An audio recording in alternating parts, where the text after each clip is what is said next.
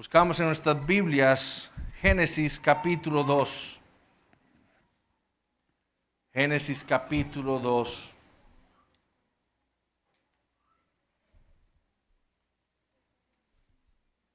Vamos a estar leyendo del versículo 4 al 17. Génesis capítulo 2, versículo 4 hasta el versículo 17. Amén. Esto es lo que dice la palabra de Dios. Estos son los orígenes de los cielos y de la tierra cuando fueron creados, el día que Jehová Dios hizo la tierra y los cielos, y toda planta del campo antes que fuese en la tierra, y toda hierba del campo antes que naciese, porque Jehová Dios aún no había hecho llover sobre la tierra, ni había hombre para que labrase la tierra, sino que subía de la tierra un vapor, el cual regaba toda la faz de la tierra. Entonces Jehová Dios formó al hombre del polvo de la tierra y sopló en su nariz aliento de vida, y fue el hombre un ser viviente. Y Jehová Dios plantó un huerto en Edén al oriente y puso allí al hombre que había formado. Y Jehová Dios hizo nacer de la tierra todo árbol delicioso a la vista y bueno para comer, también el árbol de vida en medio del huerto y el árbol de la ciencia del bien y del mal. Y salía de Edén un río para regar el huerto, y de allí se repartía en 4 brazos. El nombre del uno era Pisón. Este es el que rodea toda la tierra de Ávila, donde hay oro, y el oro de aquella tierra es bueno. Hay allí también bedelio y ónice. El nombre del segundo río es Gihón. Este es el que rodea toda la tierra de Cus. Y el nombre del tercer río es Hidekel. Este es el que va al oriente de Asiria. Y el cuarto río es el Éufrates. Tomó pues Jehová Dios al hombre y lo puso en el huerto de Edén para que lo labrara y lo guardase. Y mandó Jehová Dios al hombre diciendo: de todo árbol del huerto podrás comer, mas del árbol de la ciencia del bien y del mal no comerás, porque el día que de él comieres, ciertamente morirás. La pregunta que debemos hacernos al leer Génesis capítulo 2 es si lo que tenemos aquí corresponde a un registro diferente acerca de la creación. Para la gran mayoría de teólogos liberales, Génesis capítulo 2 no solo es un relato distinto de la creación, sino que también fue escrito por un autor distinto al que escribió Génesis capítulo 1. Para ellos, Génesis 1 es una versión de la creación y Génesis capítulo 2 es otra versión de la creación. La manera correcta y más consistente de entender este capítulo es viéndolo como la narrativa de la creación, pero ahora enfocada en un aspecto específico. ¿Qué es lo que quiero decir? Bueno, ahora todos tenemos teléfonos celulares. Y esos teléfonos no solo nos permiten hacer llamadas a otras personas, hacer texto a personas que están del otro lado del mundo, pero esos teléfonos celulares que tenemos ahora nos han hecho a todos fotógrafos profesionales. Todos tomamos fotografías. Y en ocasiones nosotros tomamos una fotografía que la vemos y tiempo después la volvemos a revisar y vemos algo que nos parece curioso en la fotografía. ¿Y qué es lo que hacemos? Movemos estos 2 dedos. Hacemos zoom, ¿verdad? Para enfocarnos en aquello que estamos viendo en la fotografía que no había sido aparente para nosotros la primera vez que tomamos la foto. Bueno, eso es lo que Moisés, inspirado por el Espíritu Santo, está haciendo aquí en el capítulo 2. Él no está registrando un relato distinto de la creación, sino que se está enfocando en un aspecto específico de ella, la creación del hombre. Moisés está haciendo zoom al relato de la creación para enfocarse ahora entonces en la creación del hombre. Eso es lo que vamos a estar viendo en esta mañana. Y la manera en la que vamos a estar dividiendo estos versículos que hemos leído serán en 3 puntos. Primero, vamos a ver el hombre y su naturaleza. Segundo, vamos a ver el hombre y su responsabilidad. Y la próxima semana vamos a ver el hombre y su pacto. Y al final, obviamente, vamos a estar tratando de aplicar lo que vamos a ver en esta mañana a nuestras vidas. Pero entonces veamos el primer punto del sermón, el hombre y su naturaleza. Y leamos nuevamente el versículo 4. Estos son los orígenes de los cielos y de la tierra cuando fueron creados el día que Jehová Dios hizo la tierra y los cielos. El versículo 4 entonces inicia con el primer toledot del libro de Génesis. Toledot en hebreo significa genealogía o generación. Y es, si ustedes recuerdan el primer sermón de esta serie, nosotros dijimos que esta era una de las maneras en las que podíamos dividir el libro de Génesis, por medio de los diferentes toledot, que de hecho son 10 en todo el libro. Estos toledot o estas genealogías funcionan en el libro de Génesis como introducciones a una nueva sección del libro. Y la sección que recién acabamos de terminar, del versículo 1 del capítulo 1 al versículo 3 del capítulo 2, forman el prólogo del libro de Génesis. Es decir, la introducción, el que nos va a los fundamentos, el contexto de todo lo que se va a hablar en el libro de Génesis. Pero este toledot en el versículo 4 introduce entonces una nueva sección. Y esta sección va del versículo 4 del capítulo 2 hasta el versículo 26 del capítulo 4. El segundo toledot lo vamos a ver en Génesis 5:1, donde se nos introduce un nuevo toledot. Este es el libro de las generaciones de Adán. La tercera sección inicia en Génesis 6:9 con el siguiente toledot. Estas son las generaciones de Noé. La cuarta en Génesis 10:1 con este toledot. Estas son las generaciones de los hijos de Noé. La quinta en Génesis 11:10. Estas son las generaciones de Sem. La sexta sección en Génesis 11:27 con este toledot. Estas son las generaciones de Taré. La séptima en Génesis 25:12. Estos son los descendientes, o literalmente las generaciones de Ismael, hijo de Abraham. La octava sección inicia en el versículo 19 del capítulo 25. Estos son los descendientes, o de nuevo, las generaciones de Isaac, hijo de Abraham. La novena sección la vamos a tener en Génesis 36:1. Inicia con este toledot. Estas son las generaciones de Esaú. Y la última sección en el libro la tenemos en Génesis capítulo 37, versículo 2.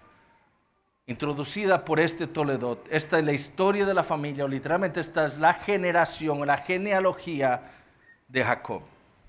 Entonces esta frase en el versículo 4, estos son los orígenes, las generaciones, la genealogía de los cielos y de la tierra cuando fueron creados, nos está introduciendo. Moisés nos está diciendo aquí que esta nueva sección no es un relato distinto de la creación, sino lo que Moisés nos está diciendo es que ahora aquí él se va a estar enfocando en la creación del hombre. Y eso es lo que tenemos en el capítulo 2. Y notemos que esto es así. Veamos el versículo 5. Dice, y toda planta del campo antes que fuese en la tierra, y toda hierba del campo antes que naciese, porque Jehová Dios aún no había hecho llover sobre la tierra. Y escuchen esto, ni había hombre para que labrase la tierra. El enfoque de esta nueva sección es la creación del hombre. Moisés intencionalmente está aquí describiendo la condición en la que se encontraba la tierra hasta el día 5, para mostrarnos lo que le faltaba a la tierra en el día 5. ¿Qué era lo que le faltaba? La creación del hombre.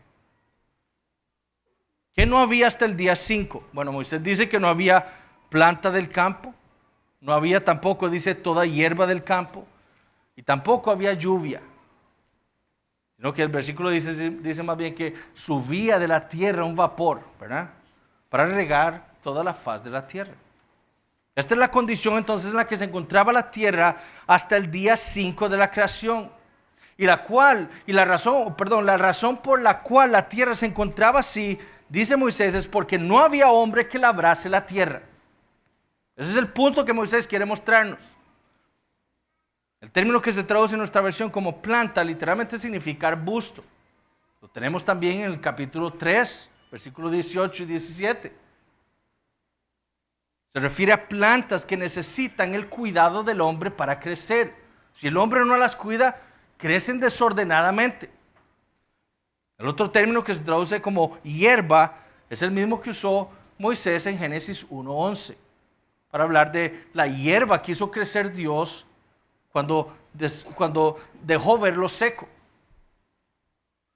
Sin embargo, cuando estas frases, arbusto, planta, hierbas se usan solas, significan eso, planta y hierba. Pero cuando se usan con esa otra frase del campo, se refiere a hierbas salvajes que requieren cuidado.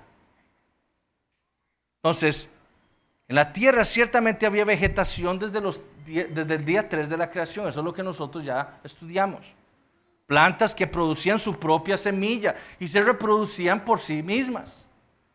Sin embargo, lo que no habían era aquellas plantas que necesitaban el trabajo y el cuidado del hombre. Las mismas plantas de las que leemos, como les dije, en Génesis 3:18. Y que Adán tendría ahora que cultivar después de pecar contra Dios con el sudor de su frente. Como escribió Hamilton, las plantas referidas en Génesis 2 son aquellas que crecen únicamente como resultado del cultivo humano a través de la siembra y la irrigación. Estas eran las plantas que no habían en la tierra. ¿Por qué? Porque no existía el hombre todavía, hasta el día 5. Moisés también es claro en afirmar que Dios aún no había hecho llover sobre la tierra.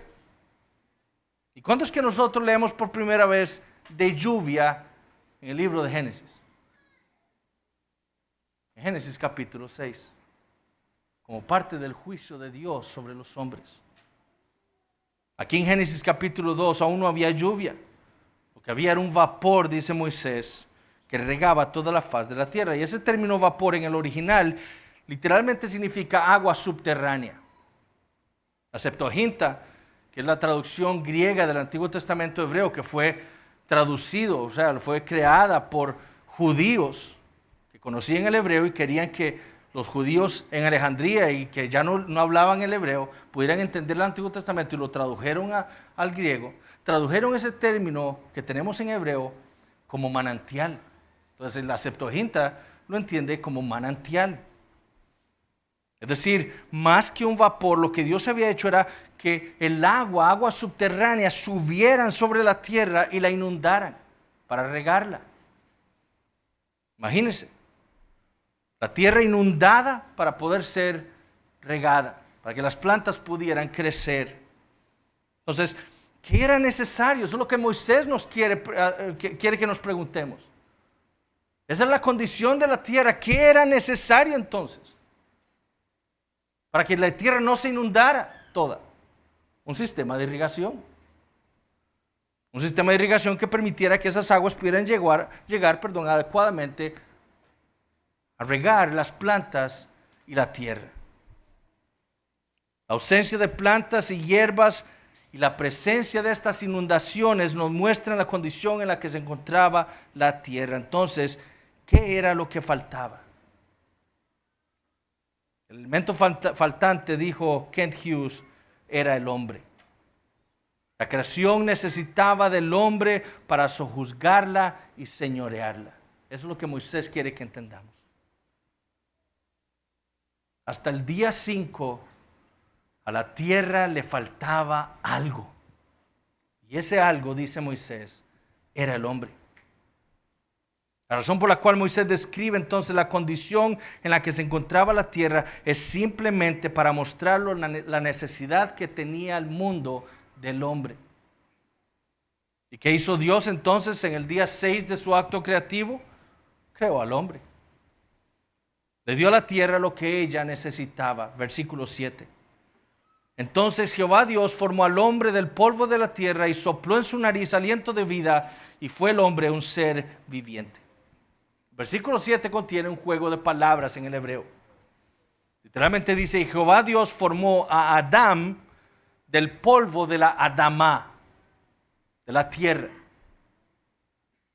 Al igual que el resto de los animales terrestres, Adán vino de la tierra. De ahí se originó. Adán no bajó del cielo, sino que provino, como dice Génesis 2, del polvo de la tierra, de aquí mismo, como el resto de los animales. Pero a diferencia de los demás animales, lo primero que nos dice Moisés es que Jehová Dios formó al hombre. Esto no se nos dice del resto de los animales que provinieron de la tierra, pero sí se nos dice del hombre, que Dios lo formó. En el original este término da a entender la idea de un alfarero diseñando una obra. Da a entender también intencionalidad. Y esa es la primera diferencia entre los animales y el hombre. En la creación de Adán, Dios estuvo involucrado personalmente. Él lo diseñó, tomó del polvo de la tierra y diseñó al hombre con intención, con un propósito, como Él quiso. Y lo moldeó, dice, del polvo de la tierra. Ahora, no debemos entender que Dios no haya creado el resto del universo con intención. Porque la vaca es la vaca porque Dios así lo quiso. Cada animal fue diseñado por Dios. Pero lo que Moisés nos está dando a entender es que con el hombre, con la creación del hombre, hay algo distinto. Dios estuvo completamente involucrado personalmente en su creación. Lo segundo que nos dice Moisés es que después de diseñarlo, dice, Dios sopló en la nariz de Adán aliento de vida. Y nuevamente aquí el lenguaje usado por Moisés implica intimidad.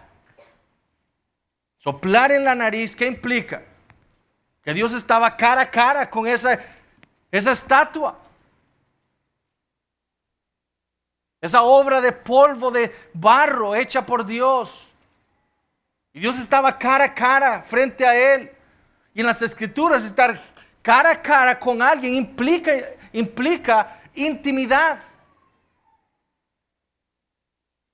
Juan 1, por ejemplo. El verbo estaba con Dios. En el griego implica que estaba cara a cara con Dios. Implicando la intimidad que tiene el Hijo y el Padre. Bueno, aquí, ¿qué estás diciéndonos Moisés? Nos está hablando de la intimidad entre Dios y el hombre. Soplando vida en Adán. ¿Y cuál fue el resultado de ese soplo de Dios? Bueno, Moisés nos dice, y fue el hombre un ser viviente. Antes que Dios soplara en la nariz de Adán, el hombre era un cadáver. Era una pieza de barro moldeada por Dios. Pero cuando Dios sopló, hizo de Adán un ser vivo. Algunas traducciones lo traducen como un alma viviente. Adán ya no era simplemente un cuerpo sin vida, sino que ahora, por la acción divina, también tenía un espíritu. Algo que no tienen el resto de los animales que Dios creó. No solo un cuerpo tenía el hombre moldeado por Dios, sino que también tenía un espíritu que le fue dado por Dios, un alma que lo hacía distinto de todas las demás criaturas. Qué terrible entonces iba a ser la rebelión del hombre un tiempo después. Génesis 2, mis hermanos, nos está preparando a nosotros para mostrarnos la gravedad de la traición del hombre contra su creador. La rebelión contra aquel que no solo lo había formado con intencionalidad, con propósito, para servirle a él, como vamos a ver más adelante, sino que también le había dado un espíritu. Lo había hecho a su imagen y semejanza. Adán entonces fue diseñado por Dios del polvo de la tierra. Fue hecho un ser viviente por el soplo de Dios en su nariz. Esto era lo que la tierra necesitaba. Eso es lo que Moisés nos está diciendo. Lo que necesitaba era aquel que portaba la imagen de Dios para que la señoreara y la sojuzgara, para que la cultivara, para que usara esa creatividad que le había sido dada por Dios al crearlo a su imagen, para inventar maneras para cultivar, para regar la tierra. Porque hasta ese momento lo que había eran plantas que salían solas, una tierra que estaba inundada. Qué difícil sería vivir así. De nuevo, ¿qué necesitaba la tierra? Necesitaba al hombre. Y eso fue lo que Dios hizo. Ahora veamos el hombre y su responsabilidad. Versículo 8. Y Jehová Dios plantó un huerto en Edén al oriente y puso allí al hombre que había formado. Moisés entonces prosigue su relato informándonos del lugar en el que fue puesto el hombre de parte de Dios. Y lo que dice Moisés es que Dios creó al hombre y lo puso en Edén, específicamente en un jardín en Edén. Un jardín que Dios había plantado en aquel lugar. Y Moisés añade que este lugar se encontraba al oriente. Ahora, la pregunta es: ¿al oriente de qué? Bueno, al oriente donde estaban los israelitas. Recordemos que Moisés escribió el libro de Génesis cuando Israel estaba caminando por el desierto.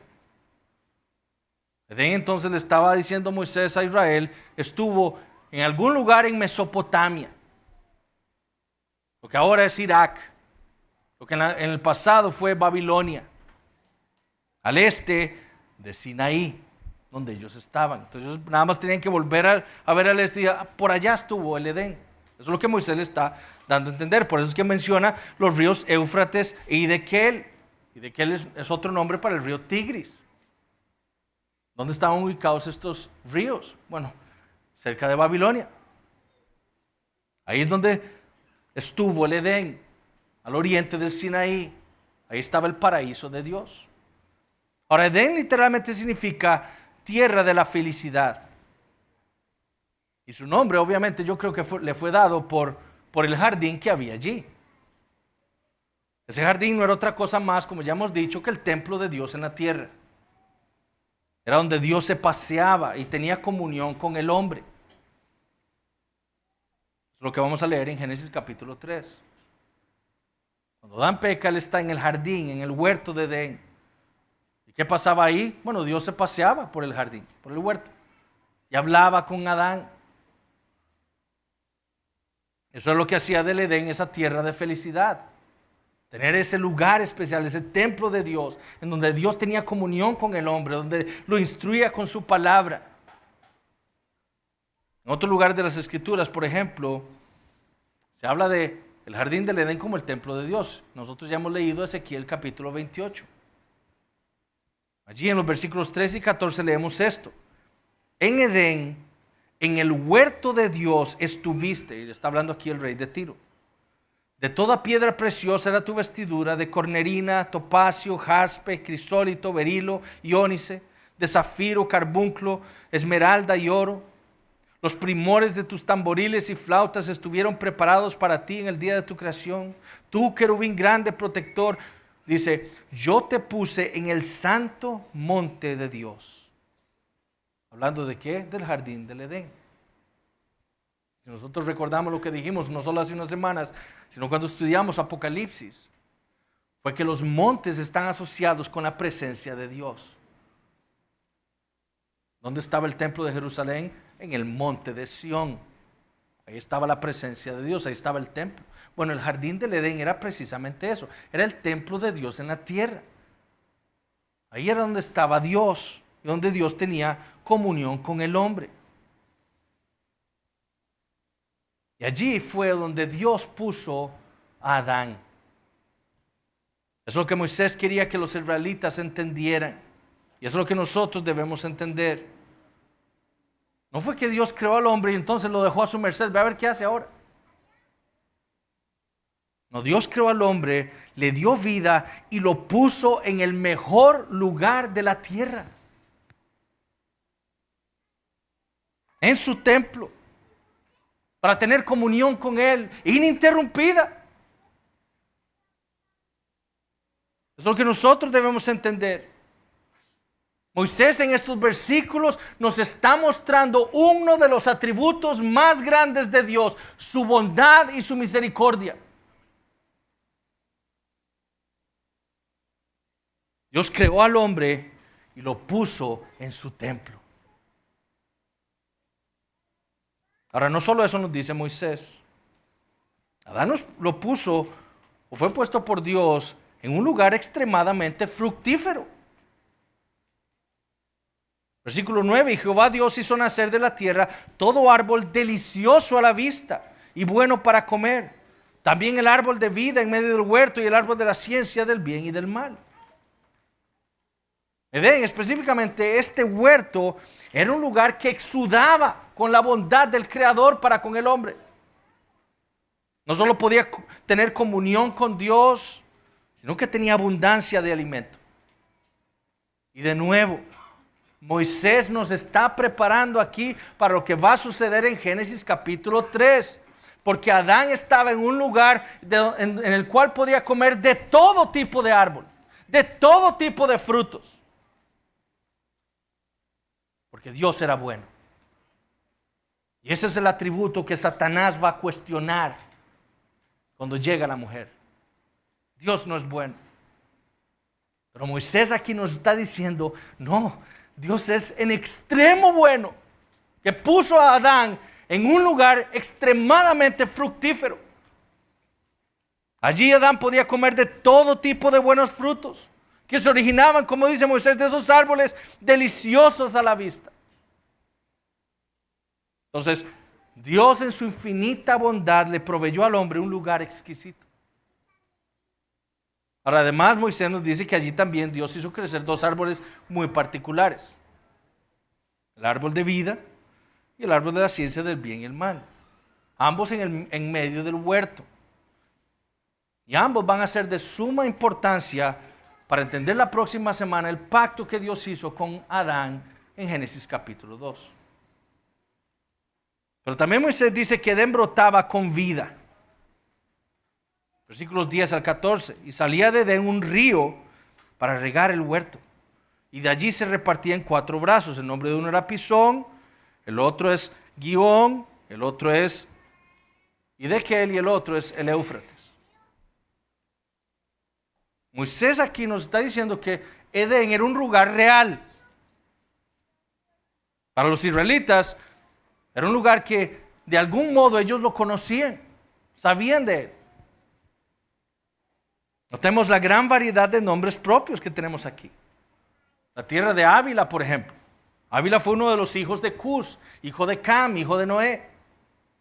Era uno de los límites de la tierra de los ismaelitas. Y según las escrituras, Ávila era una tierra en Arabia. La tierra de Cus. Cus de nuevo fue hijo de Cam, hijo de Noé. Es lo que conocemos ahora como Etiopía. Moisés también menciona Siria. Y menciona los ríos Hiddekel y Éufrates que se encontraban, como les dije, en Babilonia. Entonces, para los israelitas, Edén era un lugar real y así es como nosotros lo debemos entender.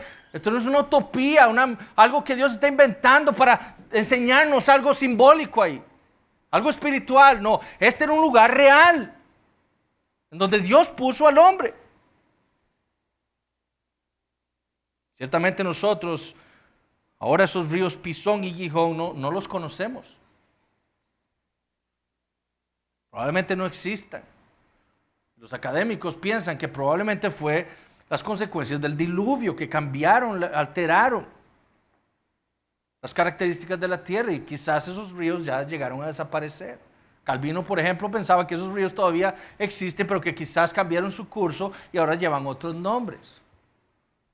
Era un lugar real. Moisés aquí lo que estaba haciendo es dándole las coordenadas a los israelitas de dónde estuvo Edén. Pero notemos la presencia de estos ríos. El agua, los ríos, en las escrituras están asociados a la vida. Sin agua no puede haber vida.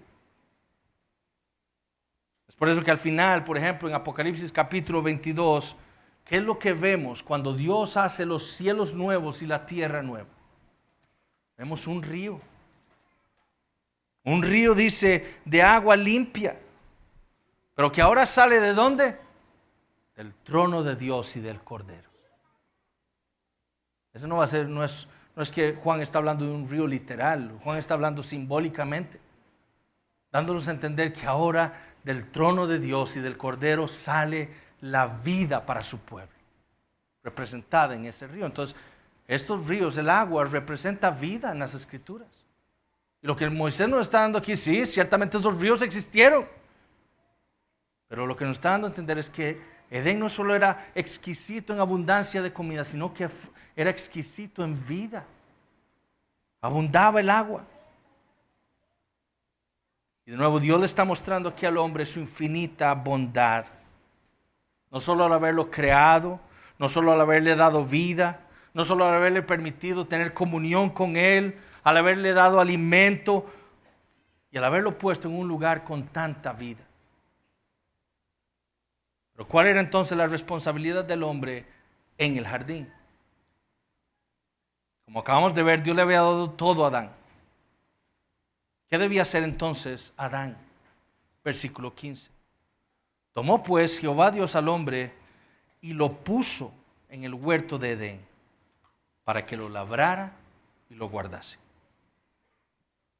Ciertamente entonces Dios le había dado al hombre una gran cantidad de bendiciones, inmerecidas. Pero esas bendiciones venían acompañadas de una gran responsabilidad. Adán debía labrar y guardar el huerto de Dios. El término que se traduce en nuestra versión como labrar, en el original literalmente significa servir, para servir en el huerto de Edén. El segundo verbo que se traduce como guardar, en el original significa cuidar, significa vigilar, significa proteger. El mismo término que tenemos en Génesis 3:24, cuando se habla de los querubines que puso Dios para guardar el camino de la vida, para proteger, para vigilar que el hombre no volviera a entrar. Ahora, más que dar a entender un trabajo agrícola que Dios le estaba dando al hombre, es decir, ahora si usted va a trabajar en esos árboles y va a cuidarlos y los va a podar, ¿verdad? Más que eso, nosotros debemos entender estos términos como el deber del hombre de servirle a Dios como su sacerdote en el jardín del Edén, en el templo de Dios. ¿Cómo lo sabemos? Bueno, porque estos términos, labrar y guardar, se utilizan en el Antiguo Testamento para describir el trabajo de los sacerdotes. No solo en los actos de adoración a Dios, sino que también describen el trabajo sacerdotal de cuidar que los mandamientos de Dios se cumplan. Con esos términos, Moisés nos está diciendo aquí, Adán fue puesto en el huerto de Edén, en el templo de Dios, para servirle a Dios como su sacerdote. Para que el nombre de Dios, para que su persona fuera adorada por Adán y sus descendientes. Para que la palabra que Dios le iba a estar dando constantemente a Adán y que él entonces debía transmitírsela a su descendencia fuera cumplida. Y de nuevo, Moisés nos está dando a entender aquí lo grave que fue lo que hizo Adán en Génesis capítulo 3. Porque Dios le dio una responsabilidad a él y él la despreció. Adán entonces, como hemos dicho ya en otras ocasiones, no solo serviría como rey de la creación, un rey que estaba por debajo del rey del universo, que es Dios, el creador, pero también serviría como su sacerdote. Un sacerdote que trabajaría tratando de extender el Edén a todo el resto de la tierra. ¿Para qué?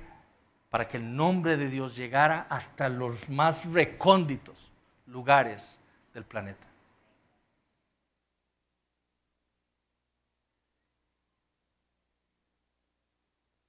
Adán debió haber cuidado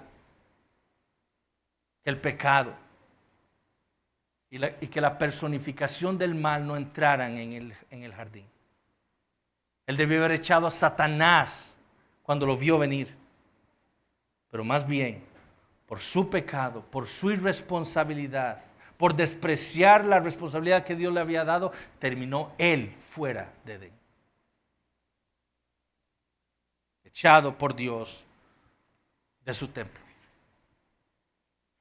Entonces, si había algo que el jardín del Edén le debía recordar perpetuamente a Adán y a Eva, era la infinita bondad de Dios para con ellos. No solo lo había diseñado, les había dado vida.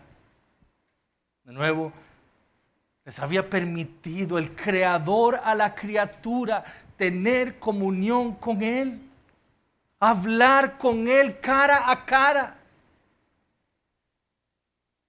Les dio comida en abundancia.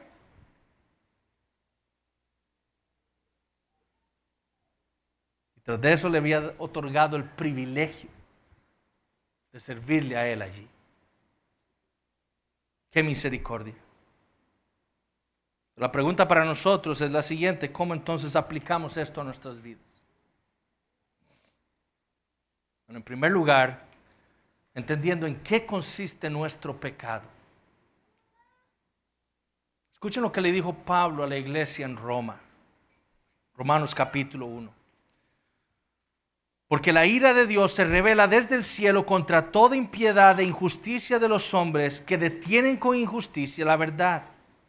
Porque lo que de Dios se conoce les es manifiesto, pues Dios se lo manifestó. Porque las cosas invisibles de Él, su eterno poder y deidad, se hacen claramente visibles desde la creación del mundo, siendo entendidas por medio de las cosas hechas, de modo que no tienen excusa. Pues habiendo conocido a Dios, no le glorificaron como a Dios, y escuchen esto, ni le dieron gracias, sino que se envanecieron en sus razonamientos, y su necio corazón fue entenebrecido. Gran parte de nuestro pecado contra Dios consiste en nuestra falta de agradecimiento a Él. Si hubo algo de nuevo que Dios le mostró a Adán en Génesis capítulo 2, fue su infinita bondad y misericordia. Adán, como criatura de Dios, no merecía nada de parte de Él. Y estamos hablando de un Adán que era perfecto. Y aún así, nosotros debemos tener claro que Adán no merecía nada de su Creador. Todo lo que acabamos de ver en Génesis capítulo 2 fue por pura misericordia de Dios. Dios no tenía por qué agarrar a Adán y ponerlo en su templo. Ve a ver cómo llega ahí. Dios no tenía por qué darle comida. Ve a ver cómo hace para comer y sobrevivir. Pero Dios se lo dio. Adán no merecía nada de parte del Creador. ¿Por qué obtuvo todas esas cosas? La única respuesta es esta: por la misericordia de Dios. Porque Dios es bueno. Y lo mismo ocurre con nosotros.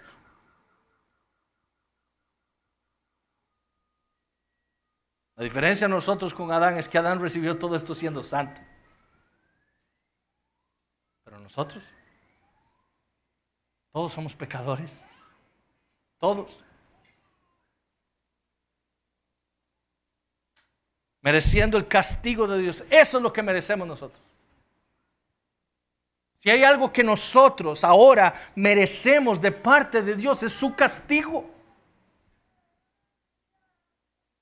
Porque todos nos desviamos diciendo mentiras desde el vientre de nuestra madre.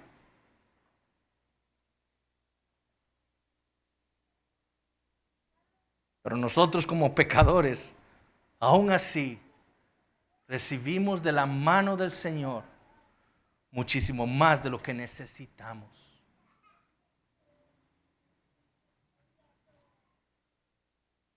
Dios nos pudiera haber dado nada más pan y agua para comer una vez al día, y eso es suficiente para vivir. Pero yo les aseguro que el 99% de las personas que estamos aquí, hoy comimos y desayunamos algo distinto de lo que desayunamos ayer. Todos aquí comemos 3 veces al día y a veces más. No solo tomamos agua, tomamos refrescos que compramos. O frescos de frutas que tenemos que exprimir. Pero ¿cuál es nuestro problema? De nuevo, nuestra falta de agradecimiento hacia el Creador. Pensemos en algunas cosas que nosotros recibimos del Señor todos los días. Algunas de las cosas de todo lo que recibimos del Señor. Vida. Hoy nos despertamos todos nosotros. Y pregúntense, ¿Qué pudo haber pasado en la noche? Yo me pude haber muerto. ¿Pero por qué me desperté? Porque Dios me cuidó. Salud. Quizás hayan algunos enfermos aquí. Pero Dios es quien nos da la salud y la fortaleza para estar aquí adorando a nuestro Dios. Familia, padres, madres, hermanos, tíos. Es un regalo de Dios para nosotros. Esposa.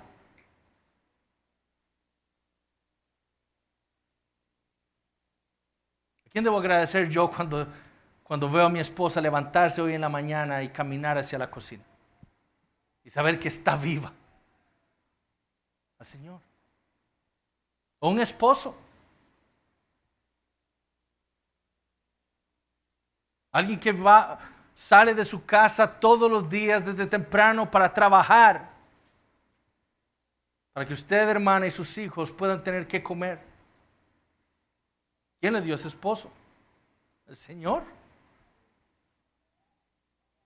Salud para nuestros hijos. Nuestros mismos hijos son un regalo de parte de Dios.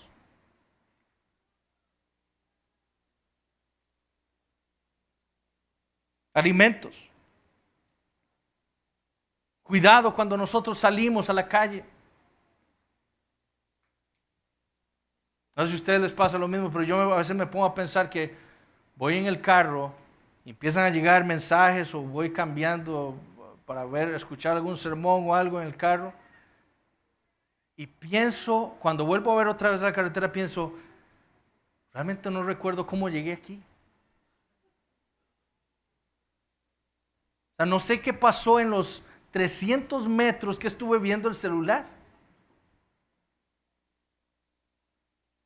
¿Quién me cuidó? El Señor.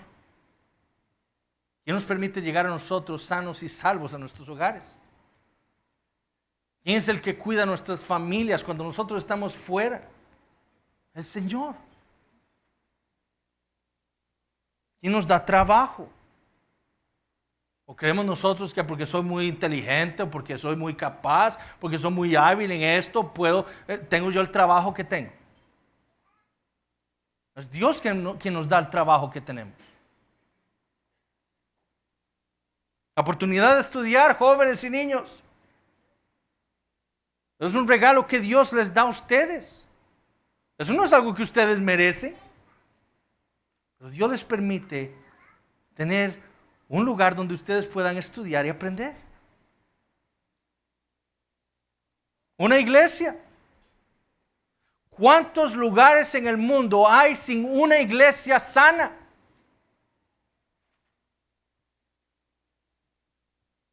A nosotros Dios nos da una iglesia. Aquí, cerca de nuestros hogares. Para congregarnos y adorarle a Él. Y ser instruidos por su palabra. Esto nosotros no lo merecemos, hermanos. Esto es por pura gracia y misericordia. Un país con las libertades que tenemos, que cada vez son menos, pero aún nos podemos reunir. ¿Cuántos lugares no tienen las iglesias cerradas? Australia, Nueva Zelanda. Usted no puede salir de su hogar en este momento. No pueden congregarse. No pueden recibir meses, semanas, la Santa Cena, ver bautismos. ¿Por qué? Porque hay tiranos en el poder. Nosotros vivimos en Costa Rica y aquí estamos. ¿A qué se debe eso? A la misericordia de Dios.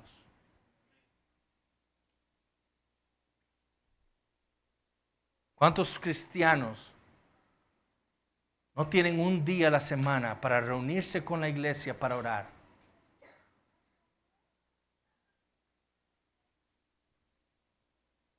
Deseando hacerlo. Necesitando. Y a nosotros Dios nos concede un día a la semana, un miércoles, para estar aquí reunidos orándole.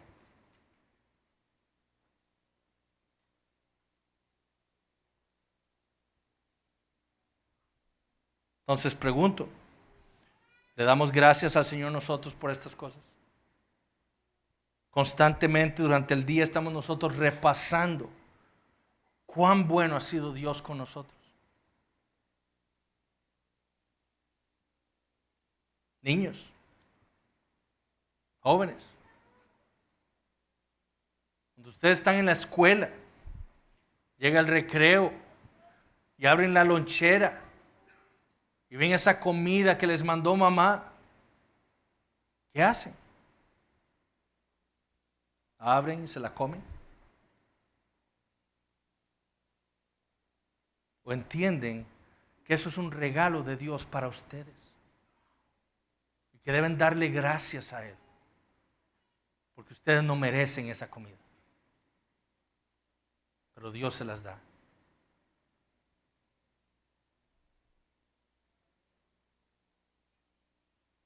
Han dado gracias ustedes a Dios porque les ha dado padres que día tras día les enseñan la palabra de Dios, que leen la Biblia con ustedes, que oran por ustedes. Nuestro grave problema, mis hermanos, es nuestra falta de agradecimiento. Nosotros somos más rápidos para quejarnos por lo que Dios no nos ha dado que por agradecer todas las cosas que ya tenemos de Él y que no merecemos.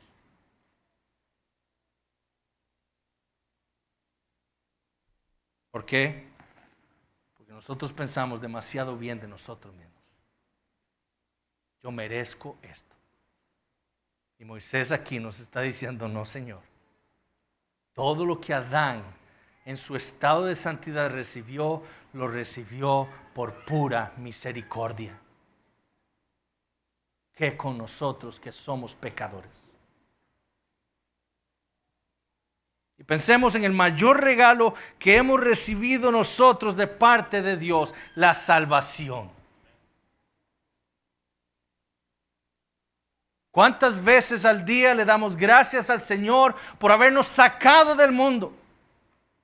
De aquel lugar donde nosotros estábamos muriendo cada vez más, yéndonos cada vez tras peores vicios, alejándonos de Dios cada vez más. Pero Dios en su gracia y su misericordia nos sacó de allí. Y lo hizo habiendo enviado a su Hijo Jesucristo a este mundo para vivir la vida que ninguno de nosotros quiso vivir y para morir en la cruz cargando nuestro pecado y soportando la ira de Dios por nuestros pecados. Así nos salvó Dios.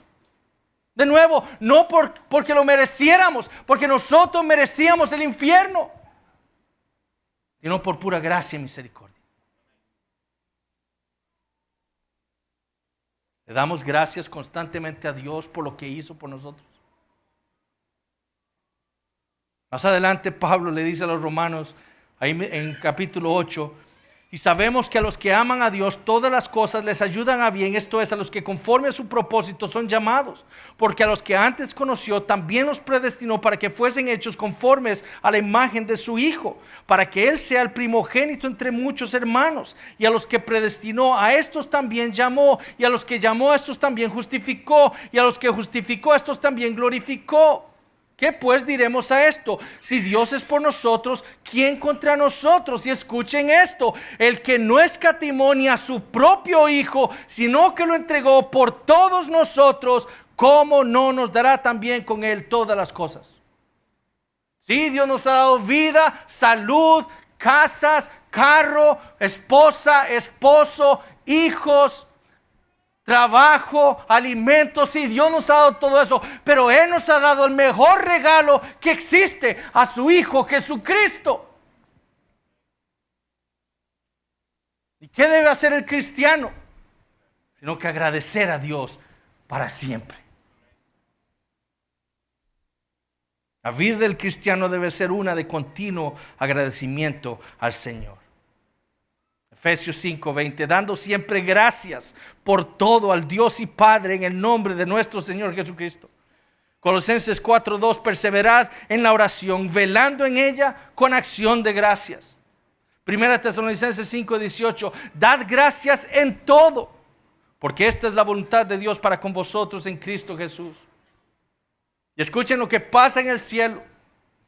Escuchen lo que ángeles sin pecado, pero que entienden que son criaturas de Dios, hacen en el cielo continuamente. Apocalipsis 4:9. Y siempre que aquellos seres vivientes dan gloria y honra y acción de gracias al que está sentado en el trono, al que vive por los siglos de los siglos. Ángeles continuamente cantándole a Dios, alabándolo a Él y dándole gracias, porque entienden que están parados ellos como criaturas delante de su Creador.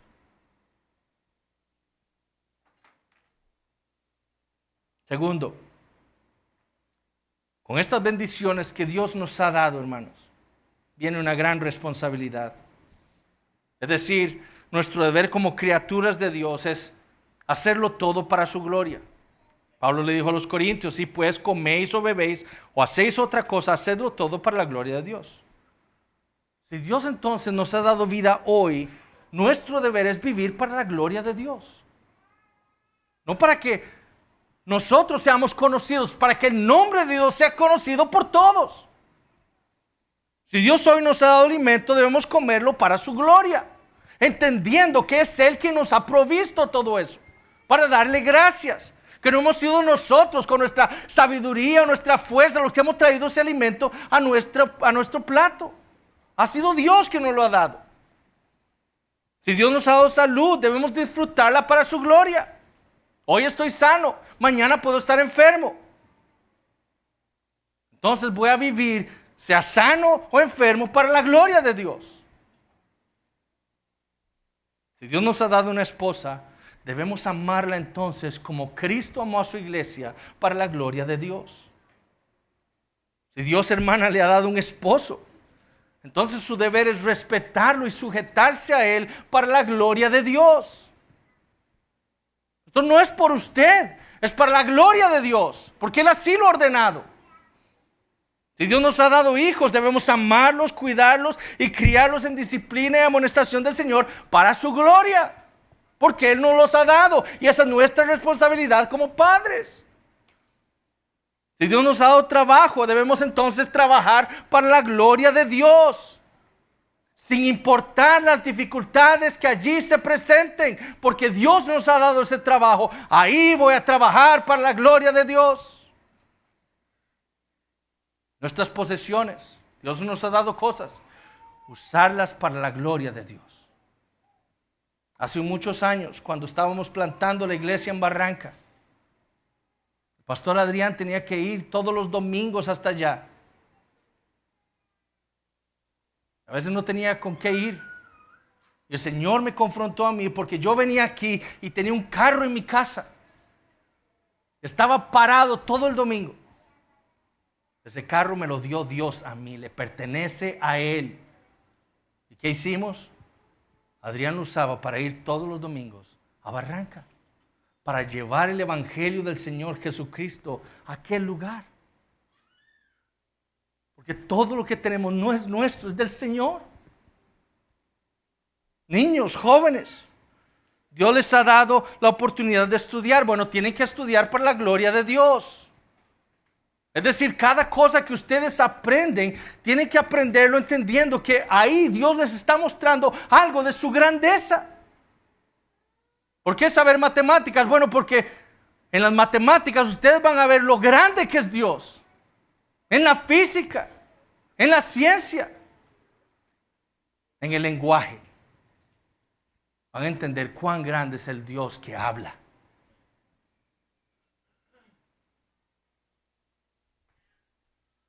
Los celulares, las tabletas, las computadoras que ustedes tienen, que algunos de ustedes tienen, deben usarlas también para la gloria de Dios. Y aquí hay algunos adultos que aún no se han ganado la responsabilidad de tener un celular. Están aquí en el culto viendo su celular. No están usándolo para la gloria de Dios. Todas esas cosas deben ser usadas para que el nombre de Dios sea magnificado. Si Dios nos ha dado una iglesia, nuestro deber entonces es servir aquí con los dones que Dios nos ha dado para la gloria de Dios. Si Dios nos ha permitido vivir en un país con estas libertades, usemos nuestra libertad no para pecar, sino para evangelizar y llevar el nombre de Cristo a más y más lugares. San José, pensemos en Alajuela, pensemos en un día llegar a Limón, a San Carlos. Que todo este país pueda tener iglesias sanas, confesionales, para la gloria de Dios. No responsabilizarnos de las bendiciones que Dios nos ha dado es un terrible pecado. Fue lo que hizo Adán. Y lo que nosotros no podemos hacer. No hacerlo entonces es despreciar la responsabilidad que Dios nos ha dado en las bendiciones que Él trae a nuestras vidas. ¿Qué debemos hacer nosotros? Imitar a Jesús. Que todo lo que hizo, todo lo que usó, todo lo que consumió lo hizo para la gloria de Dios su Padre. Que este sea entonces el deseo de nuestro corazón. Agradecer a Dios por todo y vivir para su gloria. Oremos. Padre, te damos gracias, Señor, por tu palabra. Te damos gracias por lo que hemos podido meditar en estos versículos. Te pedimos perdón, Señor, por ser tan mal agradecidos. Te pedimos perdón, Señor, por tomar las cosas como si las mereciéramos. Oh, Señor, haznos entender que todo viene de tu mano, que de todo dependemos de ti. Y ayúdanos, Señor, a vivir para tu gloria. No para que nuestro nombre sea conocido, sino para que tu nombre, por medio de Jesucristo, sea conocido por todos los hombres. Señor, ayuda a esta iglesia. Podamos nosotros vivir así. Te lo pedimos en el nombre de Jesús. Amén.